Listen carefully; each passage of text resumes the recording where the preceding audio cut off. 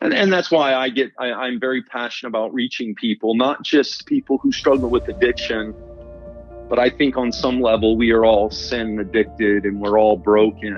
And, some of us may look forward to drugs, other of us look forward to money, and others of us look forward in sex, others of us look forward in, you name it. Some of us look forward even in our works, and we've been such a good little, like the elder brother of the Prodigal Story, we just feel like we've been so good that God just owes us salvation. And so all those groups have a distorted identity, and they're looking for love in all the wrong places. And it's only in that real freeing and liberating love of Christ that we can start to become the people who He made us to be.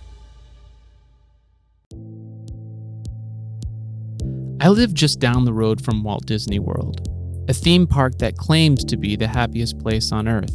Well, according to a 2019 World Happiness Report, that honor in fact belongs to the citizens of Finland. On the other hand, my country, the United States of America, keeps falling down in the rankings. How is that possible? What is it that is stealing the happiness away from Americans these days? In a word, addiction. According to co-author Jeffrey Sachs, this year's report provides sobering evidence of how the compulsive pursuit of substance abuse and addictive behaviors is causing severe unhappiness and depression in the United States. In the report, Sachs describes the U.S. as a mass addiction society. So is it true? Has the land of liberty turned into the land of bondage? Have we become a society of addicts? I suppose we can only answer that question by first looking at ourselves.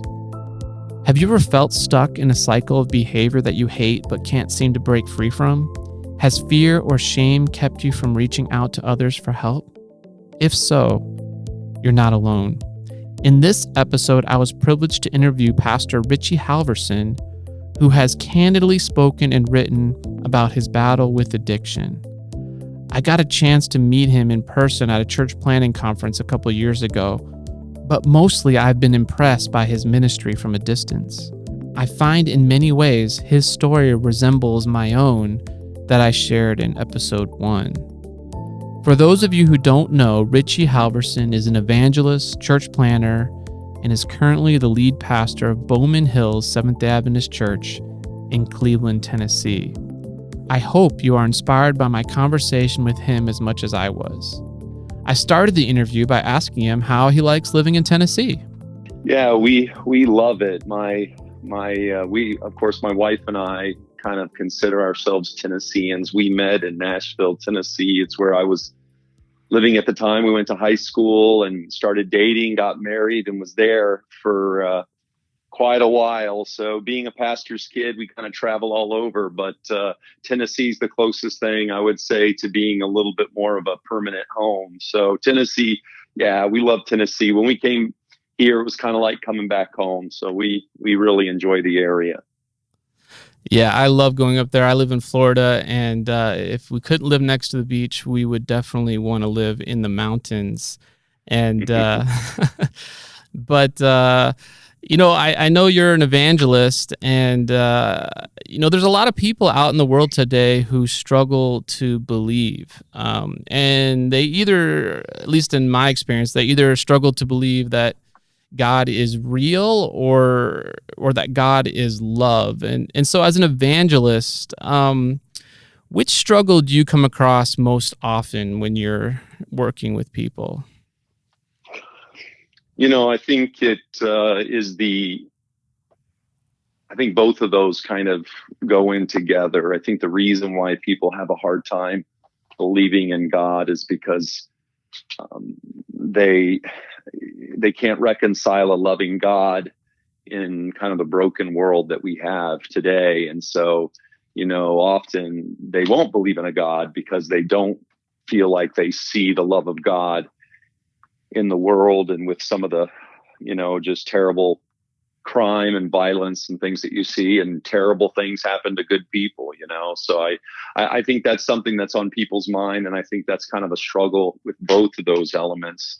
I deal with those both on a regular basis. I think, that's why I think the gospel is just kind of so central, to kind of get into the gospel. And what is that? And that in Christ, we do see a living God, that he is that exact image of God. And when we see him and his love and we see what he did, I think that's where we open up, a list of rules and things like that. And just a book of morality, it doesn't really convey that love. But when we see Jesus, the person, we can kind of come to believe, I believe that's kind of the best hope that the world has, at coming to terms and believing in a God, because that's kind of the real essential message there, Definitely. And I love that you brought out Jesus as kind of the answer to both those questions, because you have flesh and blood, and then you also have the action of a life lived. And so, when I think about the Bible, it's full of stories about, who God is and about his character. And so I was just curious to kind of get us started in our discussion today. What is one of your favorite stories you like to share, maybe in evangelism or just in general, that illustrates this idea that God is real and he is love? Yeah, the thing that I really migrate towards in my preaching and my teaching and you name it is, and that's what I love about the Bible, is it does not downplay the brokenness of people. And it really, in fact, showcases it, and so what I love about that is if you really read the Bible, usually people are turned off by Christians because of Christians. You've got judgmental people. You've got these people who, hypocrites is one of the biggest things against the Christian church. They don't really love like they say they should love. And when and so that's one of the biggest things. I think we've done an injustice in that we have kind of presented this idea that we don't make mistakes and we don't mess up and our kids don't struggle with drugs and alcohol and and we present that and we set people up for failure with that. And so that's what I love about the Bible, is to really present the stories that reveal, Jesus did not pick a bunch of well-adjusted church members to be his disciples. He picked fishermen and, these guys who were worried, had pride, these, Matthew, Levi, tax collectors, these people that no one else in their right mind would have ever chosen, God chose. And, we see that in the life of David. We see that in the life of, Moses. Moses is just loses his temper and kills someone. And so I think we can see ourselves, I hope you don't kill anyone, but we can see an element of ourselves. We've definitely lost our tempers and kind of lose it. And so that's the element that I like to really come at from that angle. Abraham, he lied, but yet God still made him the father of many nations. And so these people were not infallible, but they served an infallible God. And we believe that by grace we are saved. And so we see, even in these old patriarchs, and you see it in Hebrews, in this Faith's Hall of Fame, it's like all their negative qualities are no longer remembered. Only their good qualities are mentioned in Hebrews. And so it's because of that beautiful, wonderful kind of gift of grace. So I think everybody wants to hear hope. And I think that's the key. We've got to give people hope that, you're not the worst person that's ever lived, and you've made some mistakes and you're probably not done making mistakes, but God excels at helping people and transforming people who've made mistakes. Amen. Yeah, I know for me personally, one of the stories that I connect with is this, the story of the prodigal son. Of course, it's a parable, But is there a story that you have found in the Bible that really connects with your own story? Well, I mean, I think there's kind of a lot of stories that I could go with. I think that Prodigal Son, certainly I can relate to that on many levels. But I think one of my favorite stories is the story of Peter and the denial, Peter's denial of Christ. I think that's the ultimate example of what I'm kind of getting at is, Peter's here. He wants to be strong. He wants to follow Jesus. But he just lacks the power. And he says, I'd die for you. And Jesus just tells him, no, you're not going to die for me. In fact, you're going to deny you even know me 3 times. And what's beautiful about that story and that I love is in John's gospel is he immediately follows up you're going to deny me with, but let not your heart be troubled. You believe in God, believe also in me and my Father's. And he goes into this story of, and that's what's amazing. It's right after he's just told Peter, you're going to fail me. He tells them, but I've made a place for you and I'm going to come back to get you. And so that's the ultimate story to me of redemption. And it's kind of the echo of every story in the Bible is from failure to redemption. And so I would say that's probably one of my favorite stories in the Bible is that story of Peter's failing, but then also the conversation Jesus has with Peter on the shore when he kind of restores him. That whole interaction is probably one of the ones that I can really identify with. Can you share a little bit about your story and because I'm not sure everybody's heard it. Yeah, so I grew up. I was the son of an evangelist. My family kind of come from a family of pastors and evangelists. My uncle Ron and my dad Richard, and then other family, and so that's kind of the environment that I grew up in. And as I mentioned, something that I kind of was excited about. It was, as a young person, it was exciting to be a part of something that was bigger than yourself. And being a part of something like that and seeing people's lives change. And those were the elements of ministry that I really kind of loved, growing up. But then, you get a little bit older and you think you're getting wiser, but really you're getting dumber, and you get into the high school years and you think you know everything. And I just reached this point where I started to kind of drift from, and that's how it happens. I think a drift is a great word to describe how we can kind of drift away from faith, because, 1 second we're kind of focused and the next minute we're drifted off course and we don't really know how we got off base, as quickly as we did. But that's kind of what happened. And it wasn't anything specific. It was just kind of the same old story.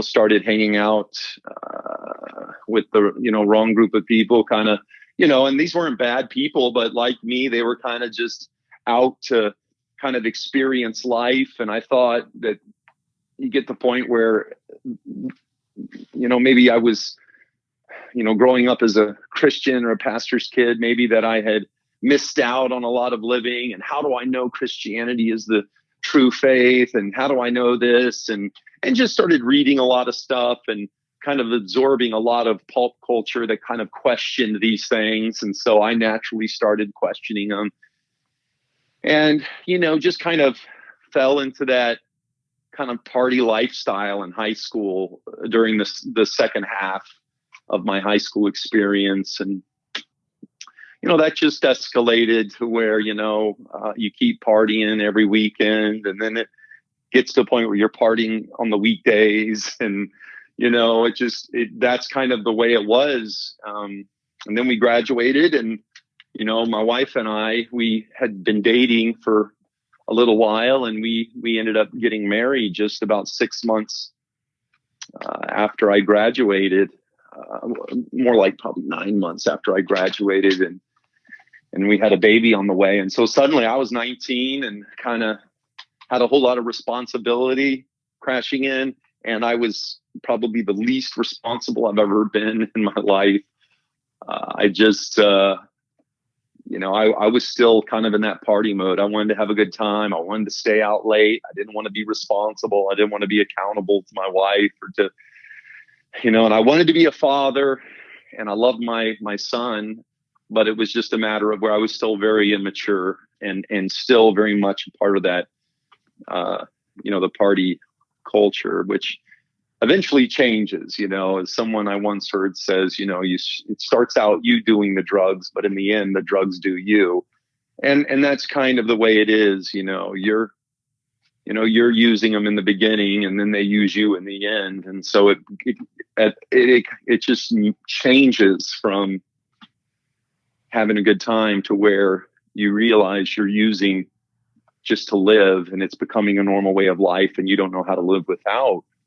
And so that kind of happened pretty quickly. I mean, and, it went from recreational drug use to serious drug use. And then there would be moments of sobriety. There would be moments when I would just get rid of everything and not do anything for a year or so.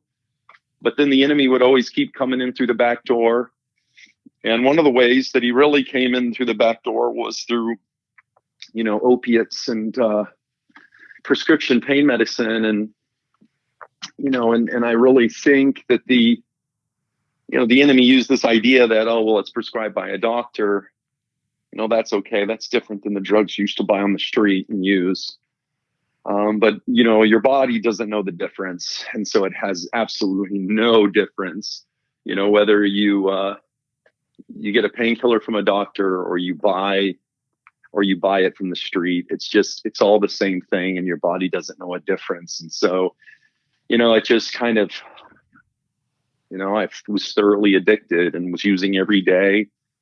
I was going to doctors, doctor shopping for several years, where you just hop from doctor to doctor, place to place. And, and the lying that goes into that, and the dishonesty, and just the manipulation and the con that has to go into that. It's a vicious cycle, and you feel the guilt and shame from doing that, which leads to, you got to use drugs to cover it up, which leads to the shame and guilt, which leads to the drugs, which leads to the shame and guilt. And it's just that vicious cycle that continues to get worse and worse and worse. And then you reach points where, of course, your tolerance gets stronger, and you have to take more and more. And it was getting to where I could not get enough drugs to just curb that. And you come to these crossroads, and you have a choice. Either I stop using, or I stoop to a new level in my drug use. And so often, because the drugs kind of take control, and you lose your ability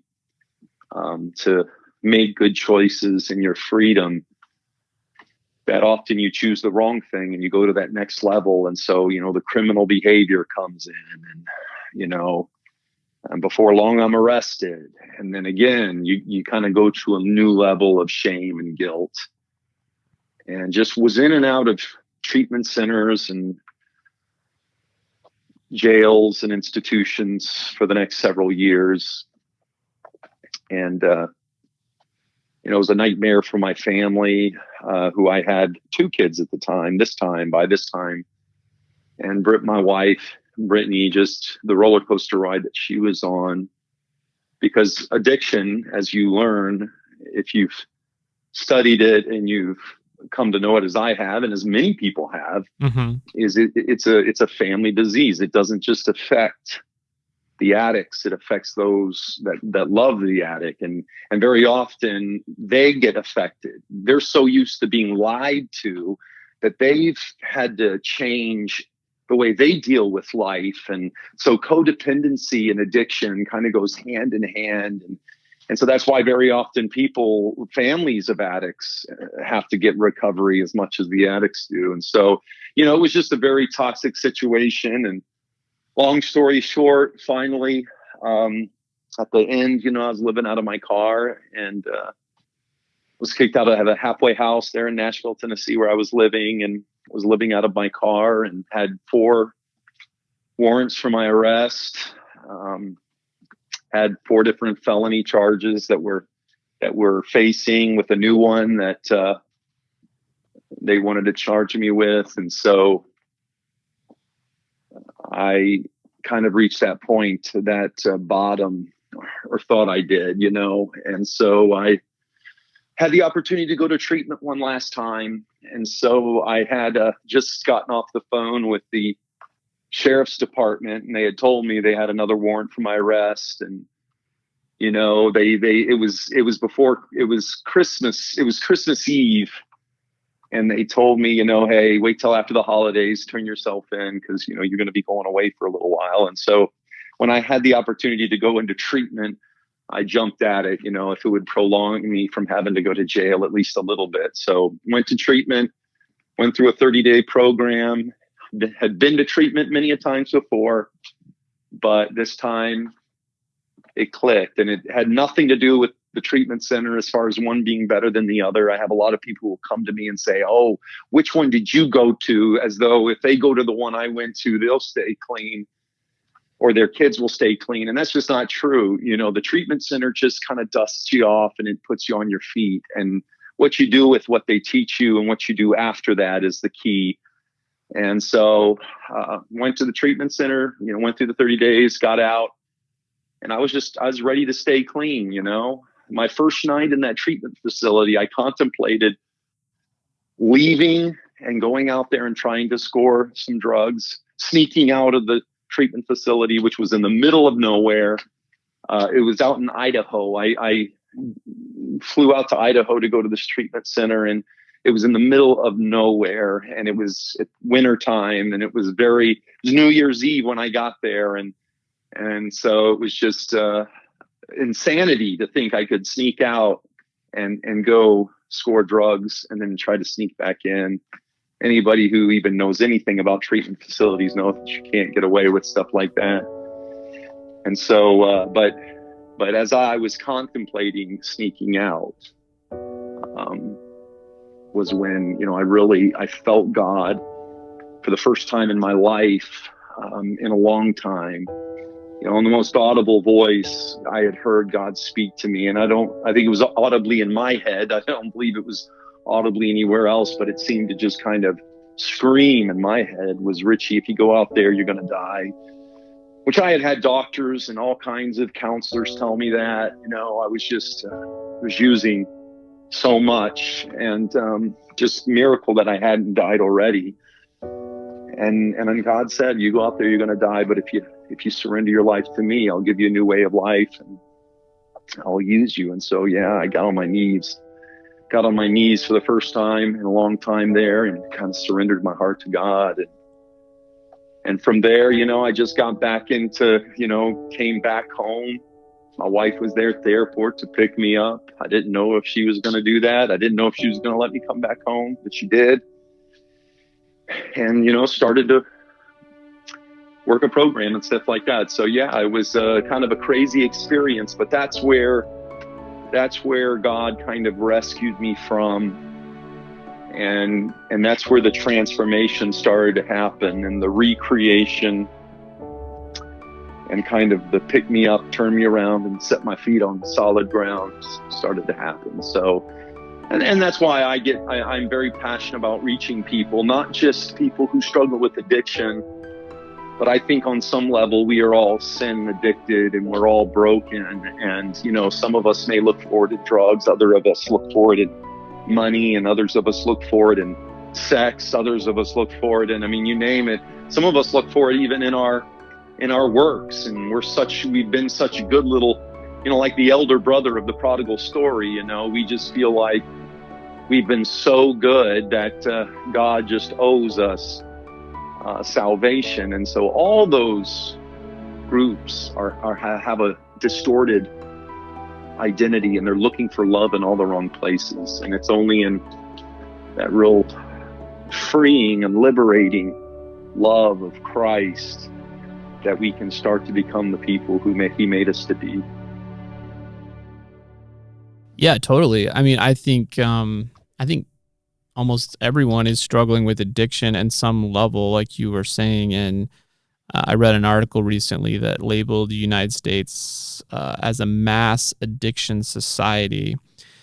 And yet we still seem to find it hard to talk openly about addiction. We want to give it another name, or we want to downplay it, or but the reality is there is a lot of addiction out there, and not everyone has those moments that you were describing where it just becomes abundantly clear that if they don't stop what they're doing, they're going to die. But I had a similar experience that you're describing myself. And I was in a similar environment, and I just but I can relate completely with what you're sharing. And yet a lot of people, because whatever their issue isn't maybe labeled addictive, sometimes it's hard for them to relate to other people who do struggle. But why do you think that is? Why do you think it's still kind of a little bit of taboo in the church, especially? We think the last place and that should be an issue would be in the church, but why do Christians or people of faith struggle with talking about addiction? I think it's because there's several things in play there. I think, first of all, there's just that human nature of we like to present ourselves in a better light than everybody else, and if we can feel like we're better, it's like, thank the Lord I'm not like that tax collector over there. And I think that's one element of why we don't want to be associated with that. And well, I've never been arrested. I've never broken the law. And we share these things to kind of make ourselves feel better. Like, well, at least I'm not like that person. And even in addiction, we used to be that way. I mean, the junkies would be like, thank God I'm not like those crackheads over there. And the crackheads would be like, thank the Lord I'm not like, those meth heads over there. And well, at least I'm not like that guy living under the bridge. It's like, you can play that game and be very, very sick individual deep down. And you never have to use drugs and still be just as sick spiritually as an addict. So I think that's one reason, is that we don't want to. We're so worried that we'll give the wrong message if I think we admit that we have these struggles. I think there was a time where we were afraid people would think that well, I guess that Christianity thing doesn't work. And I think it's because, we're afraid that was going to be a bad reflection on that. But as I said earlier, we just did the church an injustice because we kept pretending that in order to be a part of the church, you had to be perfect, or that you didn't struggle with these things, and the people who did struggle with them, they didn't love the Lord as much as the people who didn't struggle with them. And I think that's why the church has not been a safe place for people to get honest about addiction. It's still not a safe place for the most part. I think it's getting better. I will say, even in the 10 years that I've been full-time pastor, I've seen it get better. But it's not a safe place just because we've not known what to do with it. And a lot of it's been because of ignorance, but it's also been because, I think, of fear of, if we admit that we have, that we struggle with the same things everybody else struggles with, and then maybe we're not as special as we thought we were. But I think that's the biggest issue, is just of why, we don't want to admit. But we've got to, because we've got our many kids and many people in the churches are dying from overdoses. Even here in Cleveland, man, I have a lot of firefighters in my church, and first responders, and every time I talk to them, almost every week, they're like, man, we had another OD yesterday, and it's like daily, man, people are just dying And we've got to just get real about what's going on. The church has to get better about dealing with these issues. Yeah, I think if there's any hope for people out there who are struggling right now, they should, if they can't find it in the church, man, that does kind of leave people isolated. And especially if you happen to grow up in the church and you find yourself struggling, and from experience that that's something that's not talked about. What an isolating experience. I can imagine that must have inspired the title of your book that you have written. You don't have a release date exactly yet for it, but it's entitled "The Darkness Has Not Overcome." I love that title. Tell me a little bit about the thought that went into the title, and is the book kind of a retelling of your testimony, or what is it the book actually about? So the book is, it's basically my story and my struggle with opiates. And so that's but I start at a young age, and I talk about a lot of the things I briefly shared on this podcast.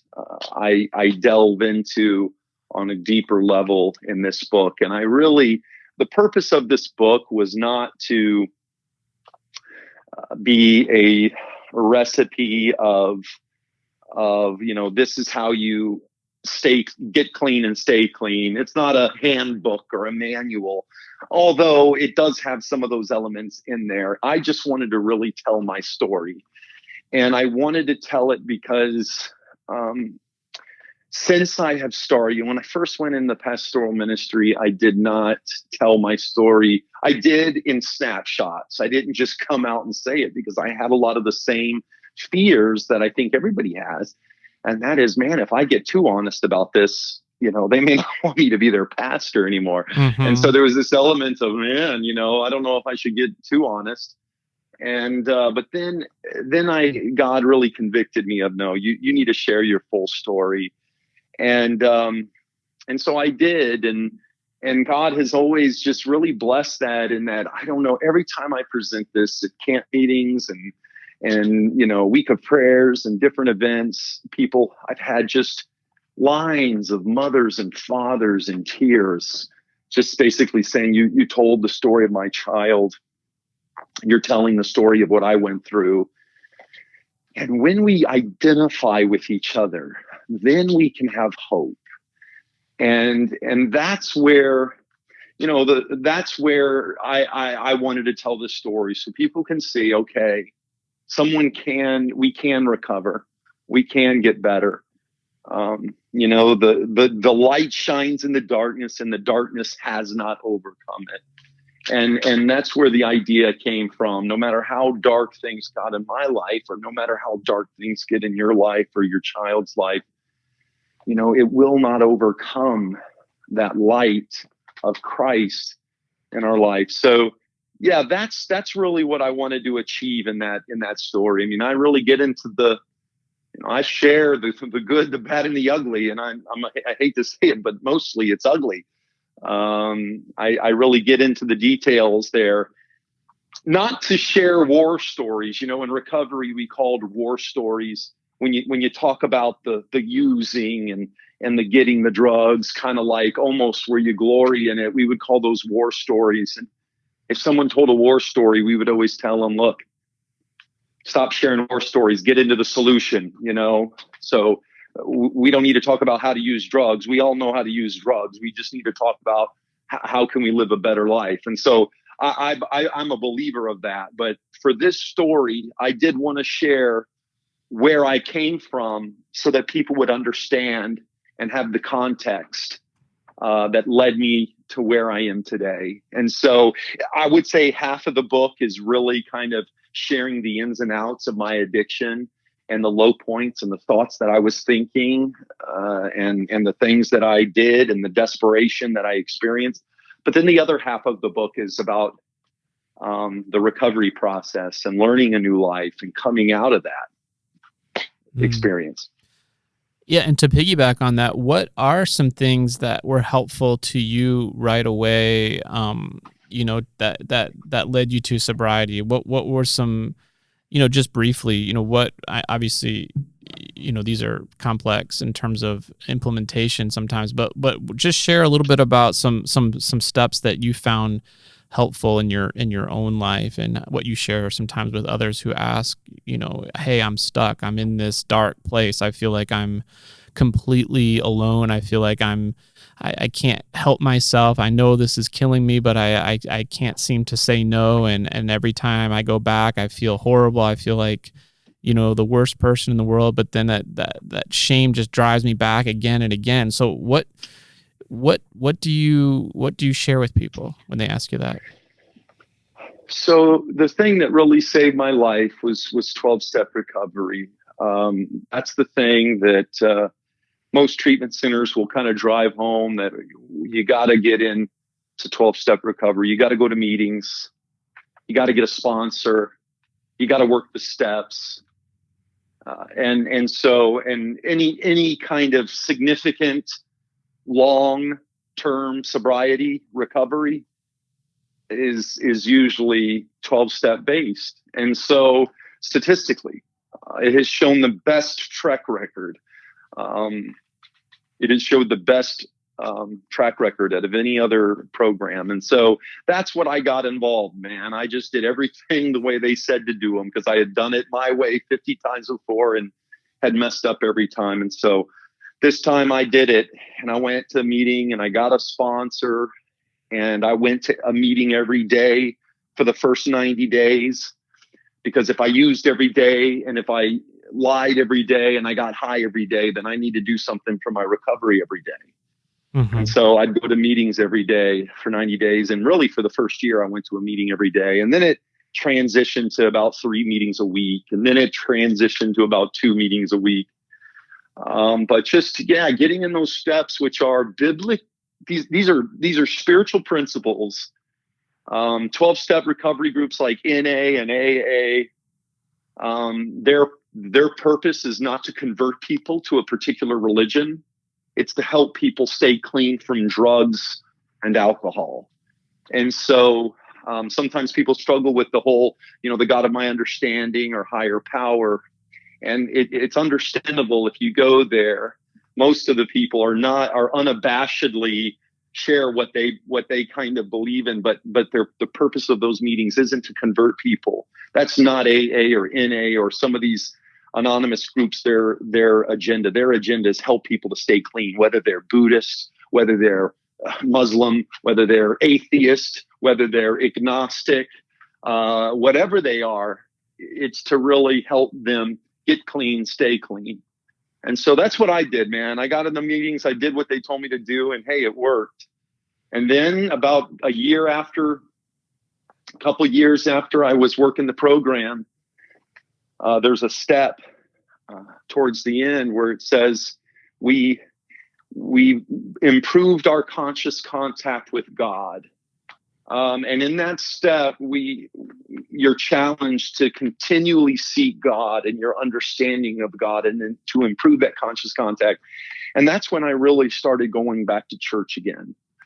I started going back to church, and a lot of people, when they get to that step, sometimes, I've known a lot of people who they go to church because that's kind of the next place they can go to continue growing in God.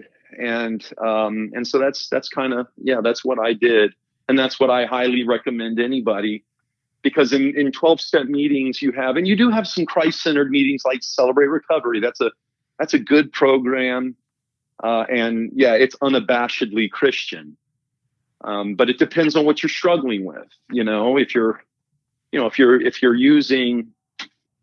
a hardcore addict, if you're a heroin, if you're a junkie, I wouldn't suggest someone to go to CR at first. I would tell them they probably need to go to Narcotics Anonymous. They probably, if you're a hardcore alcoholic, you probably should check out AA, just because they're a little bit more suited to deal with that. You're going to get more identification. Whereas at CR, you may have some of that depending on how big the meeting is, but then you're going to have a lot of other people there that are struggling with maybe different things that are completely different that you're not going to be able to relate to as much. They're not as equipped to deal with your specific struggle.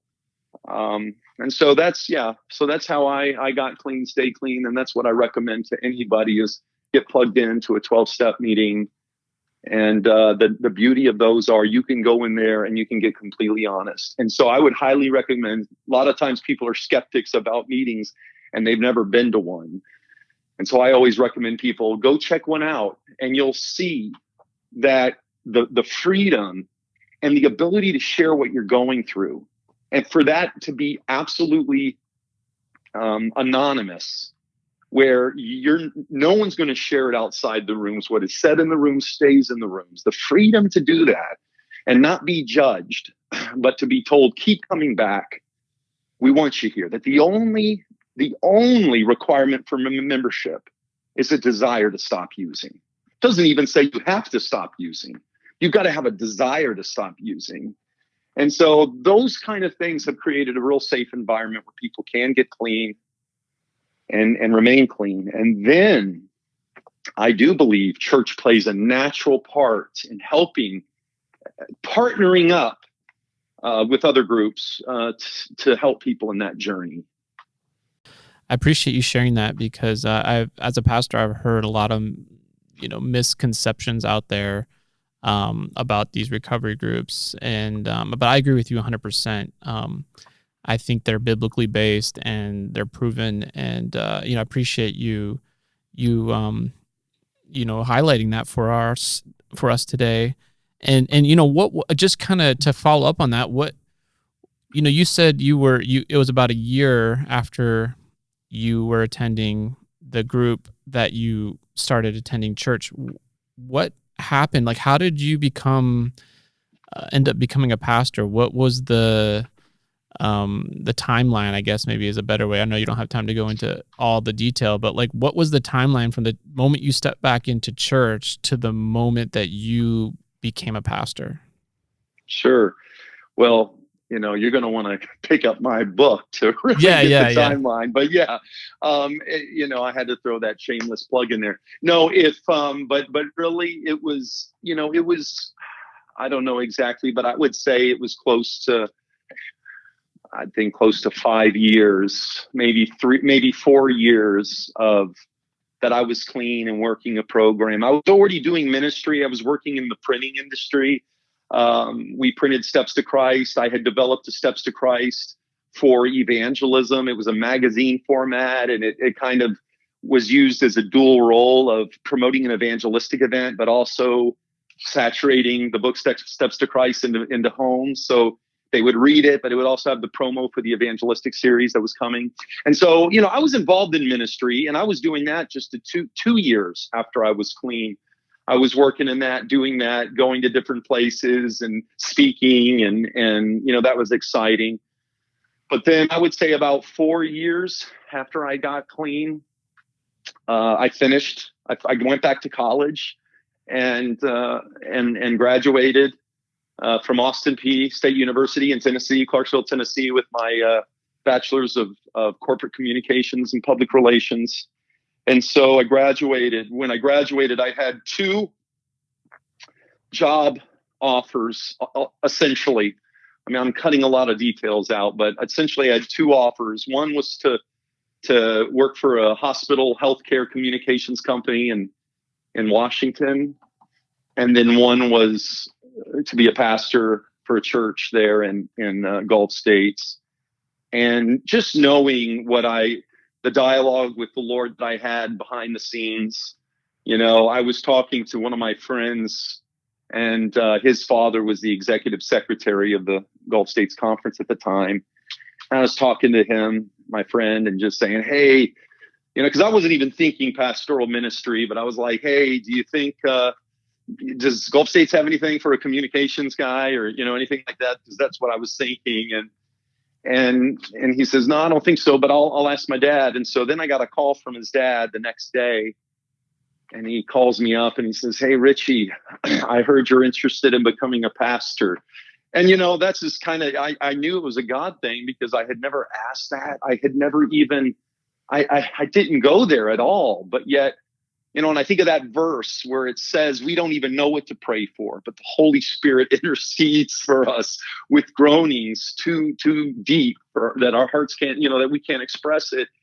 And, so somewhere in that translation, it went from me asking about any kind of a communications position to him hearing, "I heard you want to be a pastor," or he wanted to, considering that. And I just jumped in. Absolutely. Yes, I'm interested. And so, yeah, man, we had 2 offers, but I knew my heart. I had known for quite some time, over the past 4 years, I couldn't sit in a church service, and every sermon I listened to, and every single time I heard a sermon and saw ministry playing out, I can't describe it, but my heart would burn. It would just burn like, this is what I want to do. This is what I want to be a part of. And finally, God was working that out. So I jumped at it, and, they gave me the call to be there, the pastor for the Montgomery First Seventh-day Adventist Church, the conference church there. A very unique circumstance that doesn't come to pastors very often who are first getting into the ministry, especially one without the, the degree and stuff like that. And so there was no doubt God was in it and leading and directing it and a part of that. And I've just, hey, God's been good to me ever since. I got involved in Andrew's Matt Min program, which I love, and am about a year shy of finishing up that Master's of Pastoral Ministry and just some good stuff. So God's been good to me. And so that's probably been what it is. I've been clean for about 15 years, and I've been pastoring a little over 10 years. And so that's basically the timeline. Wow. And I'm sure there's so many more amazing stories that you get into in your book about, how God has restored things into your life. And so I definitely look forward to picking that up when it comes out. And so kind of to wrap things up, I mean, there might be somebody right now, and I'm sure there is, who maybe they're living in denial, or maybe they're feeling trapped. What do they need to hear right now? If you were speaking to yourself 15 years ago, what would you say? I think I would say,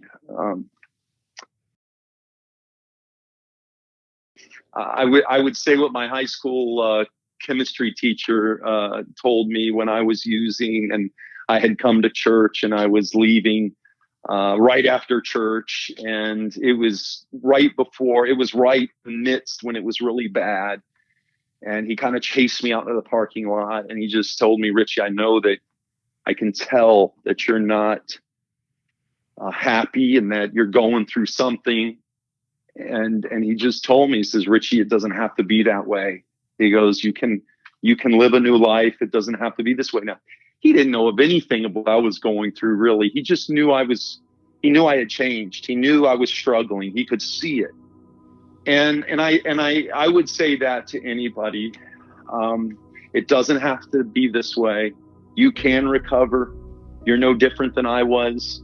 You're no more addicted than I was. You can get clean, stay clean, and live a new life. The good news is we do recover. We can get better. You can arrest addiction. You just got to get honest. All the steps begin with that first step. We admitted that we were powerless over our addiction and our lives had become unmanageable. Until you can admit that, honesty, then it doesn't matter. And that goes for everybody in life. Until you can get honest about your sin, until you can get honest about what you're going through, you can never live a new life. You can never experience change. So it has to start with honesty. You got to get real about what you're going through. And if you can't get real about it with someone at your church, get real with someone, go to a meeting, and get real with someone there. Go get some counseling and get real with someone there. Talk to a colleague, get real with someone at work or someone that you believe you can trust, and get honest and be willing to do the work that it takes to change. It's simple, but it's not easy. To change. It's simple because it basically just is, I can't, God can, and I think I'll let it. Those are the 3 steps in change. And it's got to be willing to do those 3. It's simple, but it's not always easy. It's hard work, and you got to be willing to invest it. We would always say, if you invested half the time and energy in your recovery that you spent in getting drugs and getting high, if you just put half of that time into recovery, you'll stay clean and you'll never use again. Wow. And that's the truth. Wow. That's powerful. And like you said, it's simple, and yet it feels like the hardest thing to do, when you're in that dark place. But, I think it's something we all have to do. And that's, like you said, it doesn't matter. We all are struggling. We all have, whether it's just being honest with God, you'd think that would be simple, but sometimes we don't even go there. But I think what you're saying too is we need to be honest with somebody else, with another human being as well. And there's healing that comes as a result of that. And so what, the theme of our podcast is be ready for Jesus. And I want to connect it back to that because, there is a connection, I believe, between recovery and being ready for Jesus. And as an evangelist, how do you see those two connected with each other? How do you see recovery and looking forward to the soon coming of Jesus? How do you see those two working together? Yeah, I think that, the message of, the message that we have goes hand in hand, I believe, with recovery. Because we teach that Jesus promised life, but not just life more abundantly. God wants us to live the fullest life we can live. He wants us to live the longest life that we can live. He wants us to live the most fruitful life and ministry that we can live.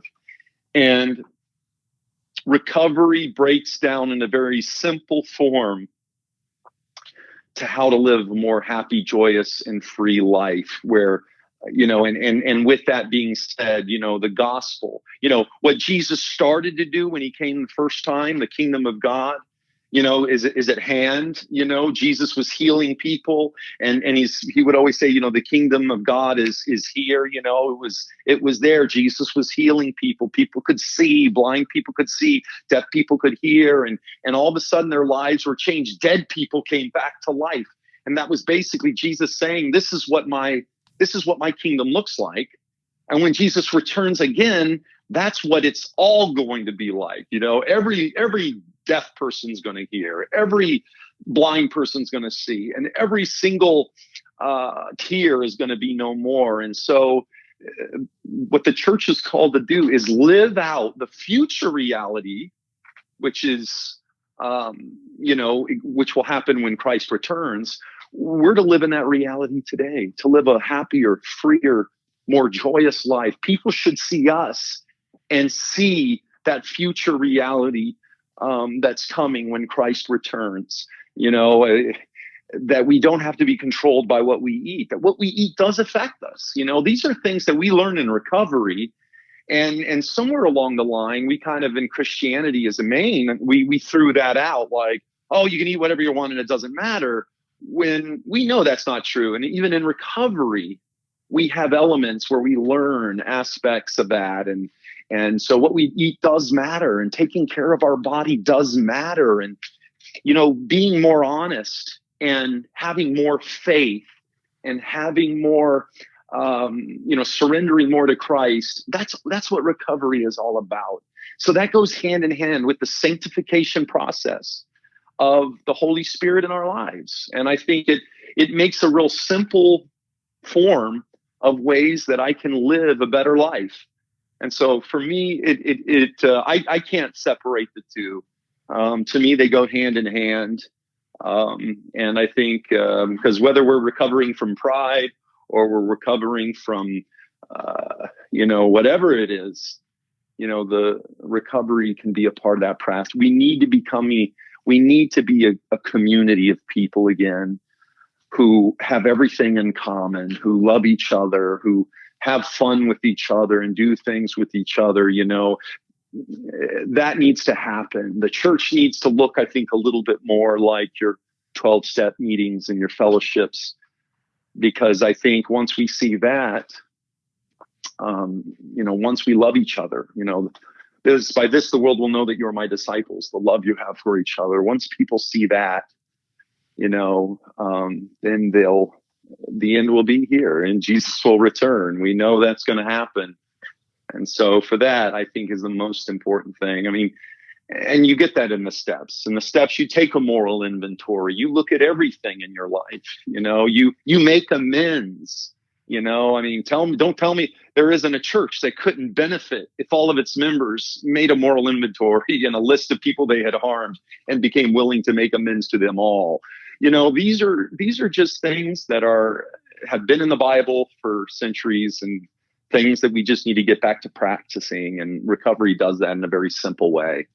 I'm very inspired, I have to say. And I'm also just struck by the theme of the Bible, really, when you were saying all that, is recovery. I mean, it literally is from Genesis 3 through Revelation 20. That is that's the mess that God is trying to recover back to what it was in Genesis 1 and 2. And we see the result in Revelation 21 and 22. And I think that really is the message that the world needs to hear, that recovery is possible and that recovery is the work of God. It's the creating of the new heart. It's the new life, and it needs to happen in the church. And I agree with you. I think once the church becomes a place where people can be accepted completely for who they are and they do not have to hide behind a perception, we are going to see the church become not just relevant, but impactful in the world. And just kind of closing things out, when you think about your own hope, how would you describe your hope? Just based on what you've seen God do in your life over these last 15 years, how has that strengthened your hope in a God of love? How has this strengthened your resolve to follow Christ? Because kind of bringing it back to where we started, you mentioned Peter as kind of your biblical character that you relate to the most. Peter had good intentions and he meant to do the right thing. And I think we all deep down want to do the right thing. But somewhere along the line, Peter fell short, as we all fall short. And in fact, he didn't just fall short, he fell on his face and really made a mess of things. And, I can certainly relate that in my life. But the best news is that, Jesus didn't leave him there. He went to the cross. He was killed for the sins that we committed, for the abuses that we enacted, for the denials that we made. And then, he went to the tomb and then he broke out of the tomb. And when Jesus broke out of the tomb, that new creation began. And not just in Peter's life, but in all of our lives, that same resurrection power is available to us today. And that's the thing. That's what God wants. He doesn't just want to save us. Yes, he wants to do that, but he wants to transform us. He doesn't just want to save us. He wants to resurrect us. And that's the promise that we have in Christ, is resurrection and restoration. And so that's what I would like. That's what I experienced. That's what happened to me in my life. And so that's available to anybody else, that wants to take him up on his offer.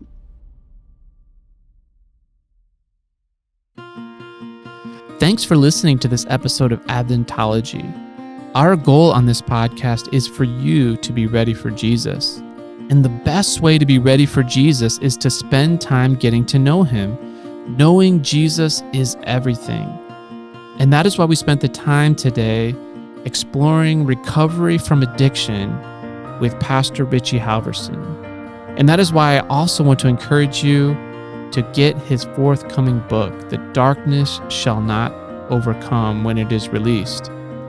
If you would like more resources to help you and the ones you love to be ready for Jesus, then I also want to encourage you to check out our website, Adventology.com, where you can find transcripts of many of our previous episodes and a link to my free ebook, 7th Day Rest.